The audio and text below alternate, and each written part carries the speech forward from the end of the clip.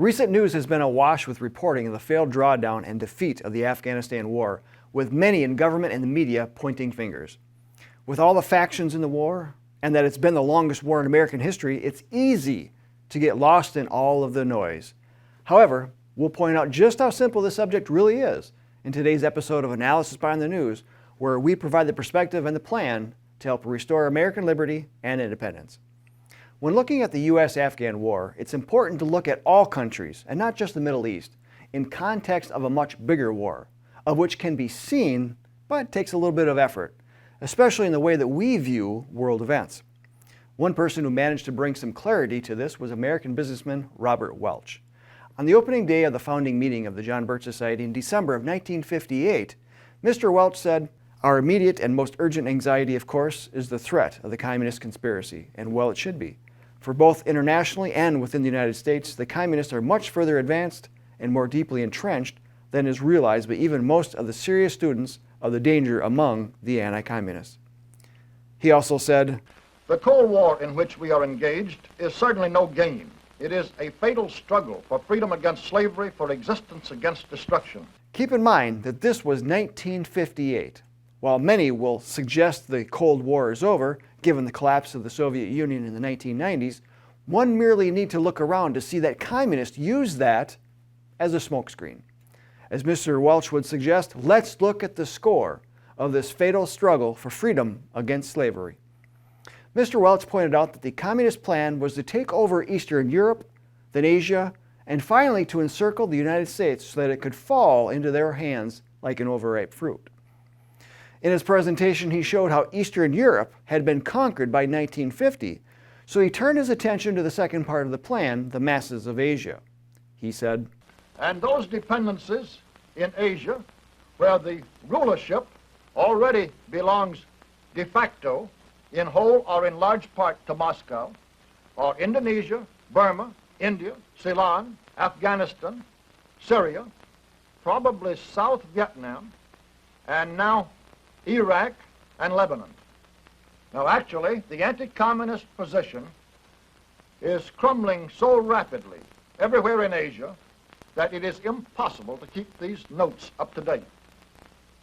If you will look at a map of Asia with these countries properly shaded, I think you will agree with me in my estimate of the communists' progress. It is that they have already gone 3/4 of the way towards the completion of the second step in their three-part program. Indeed, Leon Trotsky wrote on August 5, 1919, "The road to Paris and London lies through the towns of Afghanistan, the Punjab, and Bengal." Since that time, the advances of communism have only gotten more rapid. Given its close proximity to both Russia and China, Afghanistan has been a target by the communists for quite some time. The political history of this country is riddled with assassinations and violent takeovers. One man who experienced communist infiltration and eventually the communist genocide that would take root in the country was Abdul Shams. He was an economic advisor to the president of Afghanistan. In his book detailing the communist conquest of Afghanistan called In Cold Blood, he wrote, "The communists have a purpose, world dominion, and they have a plan, victory, without war, if possible, but at any cost. Until the free peoples of the world recognize that the communists are deadly serious, they will continue to suffer defeat after defeat." By the time the Soviets took occupation of Afghanistan in 1979, both countries were integral trading partners. In fact, the Soviet Union was executing a plan to make an independent Afghanistan more and more dependent upon Moscow. As Mr. Shams pointed out in his book, agreements with the Soviet Union were quickly entangling the two countries. Agreements were made on border control, 1958, telecommunications, road building, bridge building, hydroelectric power in 1959, cultural exchange, riverport construction, press service exchange in 1960, and housing construction in Kabul, 1962, and many more. With these agreements came thousands of Soviet advisors who oversaw the work and closely worked with Afghan officials. According to Mr. Shams, thousands of Afghans went to the Soviet Union for training. Between 1950 and 1960, Mr. Shams continues, Afghanistan had become heavily dependent on the Soviet Union, 100% for armaments, 90% for petroleum and petroleum products, and nearly 50% for all international trade. The Soviet Union was following a classic communist conquest strategy of overtaking the economic, political, and military systems of a country, all through entangling alliances done through trade, loans, and false friendship. As Mr. Shams pointed out, thousands of Afghan military officers and university students have studied in the USSR, and the Soviets partially financed and heavily influenced the Afghan educational system. The Communists also operated 6 fake news outlets in 1966, helping to create several communist factions that frequently clashed until 1977, when the Soviets helped them organize into one group that seized power in 1978. So at this point, let's take a step back and, as armchair historians, recognize that it's easy to see what the Soviet Union was doing. Its goals were not hard to figure out. Yet, at this point, what was the United States doing? Was it exposing the treachery that was being brought upon the Afghan people? No, as Mr. Shams documented, U.S. foreign policy in the 1950s, 60s, and 70s contributed to making the Soviet conquest of Afghanistan successful. For example, when the Red Army came into Afghanistan to take it over in late 1979 and early 1980, it drove vehicles and equipment over roads and bridges that it had helped to build to connect both countries. In fact, both Americans and Soviets built a network of roads throughout Afghanistan in the 1950s and 1960s. According to Mr. Shams, between 1961 and 1967, the U.S. Army Corps of Engineers supervised the construction of more than 500 miles of roads in Afghanistan, funded by the U.S. Agency for International Development. This cost the U.S. taxpayers $80 million. When the Soviets invaded, Mr. Shams indicated they had 5 major points of strategy. 1, to capture Afghanistan's economic centers. 2, to remove uncooperative populations, which as of 1987 had killed 1.2 million Afghans and displaced 5.5 million Afghan refugees into Pakistan and Iran. 3, to develop a new pro-Soviet ruling class. 4, to isolate Afghanistan to prevent supplies from reaching freedom fighters and to prevent news about Soviet atrocities from being leaked. And 5, to exploit tribal antagonisms to extend Soviet hegemony into Pakistan and Iran. Does any of this look familiar to what is now going on with the Taliban? Axios.com mapped out the provincial capitals the Taliban captured during its lightning offensive that saw the seizing of more than half of the Afghan capitals in just a week. These capitals are the economic centers of Afghanistan. With as fast as the once U.S. propped up Afghan government is folding, it will only be a matter of time until the Taliban controls the entire country. Regarding the second point of removing uncooperative populations, Soviet airstrikes bombed 14,000 of the then 25,000 existing villages. Soviet soldiers then liquidated village after village. The Soviets also introduced a secret police and a security police to maintain control of the urban populations. This was intended to eliminate opposition to the Soviet regime. It created a Holocaust targeting men, women, and children that murdered, killed, tortured, and raped them, as mass murder and terrorism are the communist primary methods of operation in controlling populations. Mr. Shams' book details example after example of eyewitness accounts. News reports from Afghanistan today detail that the Taliban is going door to door looking for those who have worked with the U.S. government and exterminating them, even though their official spokesmen are telling the press that they are extending amnesty to those who fought against them in these last 20 years. In point 3 of creating a new Soviet ruling class, the Soviets sought out and killed many community leaders, as well as those that had higher education. For example, Mr. Shams wrote in his book that in the first 7 years of Soviet occupation, 80% of the Afghan teachers have been executed, imprisoned, or forced to flee the country. The Soviets have taken great pains to eliminate any intellectual opposition to their rule. He describes how all the school textbooks were changed to fit the communist agenda, while every school was outfitted with a so-called friendship room that was well stocked with Soviet newspapers and books. The Taliban have already said they will be returning to the days of pre-9/11 rule. Do you think any cultural progress that was made while they were not in power will now be tolerated? Expect to see murders and tortures rise all over again just to keep the people compliant.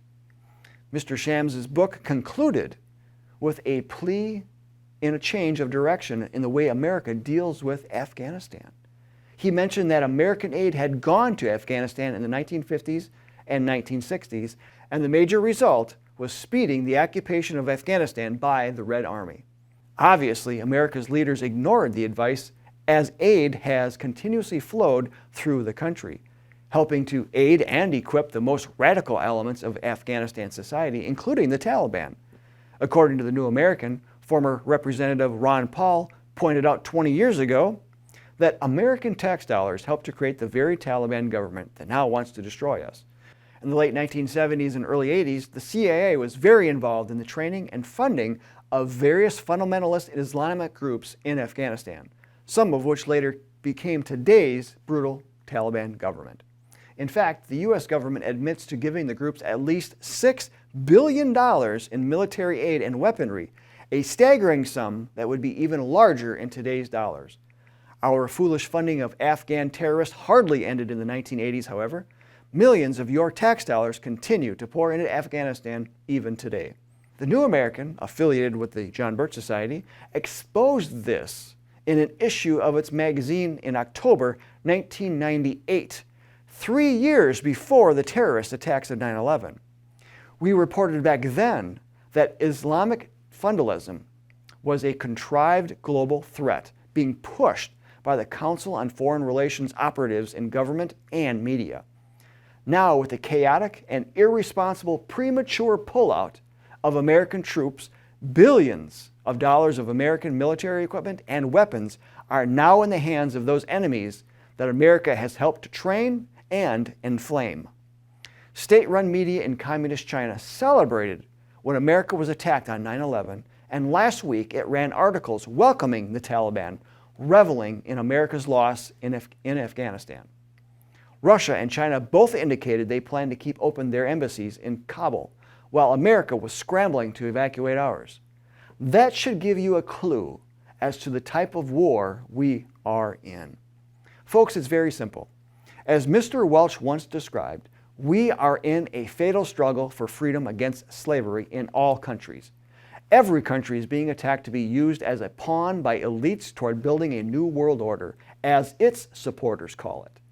This order is to be governed under a world government as run by unaccountable bureaucrats intent on controlling all that you do. Please don't ever say that it cannot happen here. There are already initiatives being put to work here in America that coincide along with the 5 major Soviet strategy points that were employed in Afghanistan, including 1. To capture economic centers. The United Nations Agenda 21/2030 is being used to elevate radical environmental initiatives that will displace many rural Americans and force them into urban centers where they can be better controlled.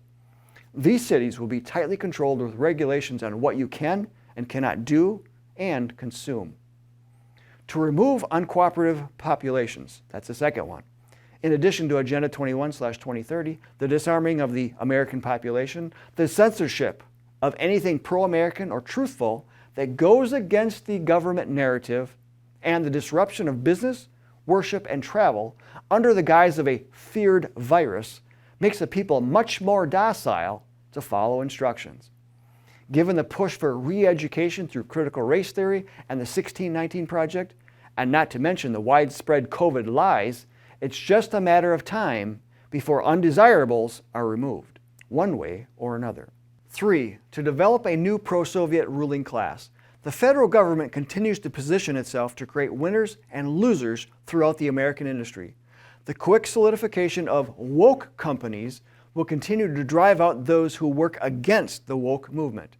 These types of woke big government advocates in the federal government are currently using its full force to create the type of bureaucracy it wants to see implementing its globalist agenda. 4, to isolate the country by preventing supplies from reaching freedom fighters and to prevent news about atrocities from being leaked. Trade agreements governed by regional unaccountable bureaucracies will only increase isolation as critical components for weapons, ammunition, and rare earth minerals continue to be heavily regulated, ensuring supplies are prevented from reaching those that would use it to secure independence. Censorship has also received a large step forward courtesy of big tech. And 5, to exploit tribal antagonisms to extend communist hegemony. This is also known as divide and conquer the people by getting them fighting amongst themselves so they cannot see the dark tyranny being developed just outside of their view. Look around today. Americans are divided regarding race, class, political party, and opportunity. Look to see who is fomenting these divisions, and you'll see it's linked to organized groups of socialists and communists, not to mention various global elites. There is so much more that could be said, but understand that we are in a fatal struggle for freedom against slavery. So while we watch Afghanistan once again fall to enemies, as created by American money, realize that what we are seeing has been planned. The global chess pieces are still being reset using either real or in most cases contrived crises that allow the insider elites to advance their New World Order agenda. The John Birch Society has stood in the way of that agenda since 1958. The troubling times that many Americans struggle to define and make sense of are not of any surprise to our organization. We've tracked this movement for decades and recognized their strategies and tactics. While Afghanistan burns, realize that this could be America. The communist and globalist agenda has been greatly advanced in the last 24 months right in our own country. But it's not all doom and gloom. If we didn't think we had a chance at winning this, we would certainly tell you. Join the John Birch Society today to work with others on an agenda that will help and does help to safeguard American freedom and independence and restores lost rights and liberties. We can do this with your help, but this only works if you get involved. What you do or don't do today will have large consequences for all Americans in the future. For the short term, the next 3 years can either be spent working actively against the agenda on your feet, or at some point in the future spent on your knees in slavery. It really is that simple. Links are in the video description. I'm Bill Hahn for the John Birch Society. Until next time, stay informed, stay active, and be bold, patriots.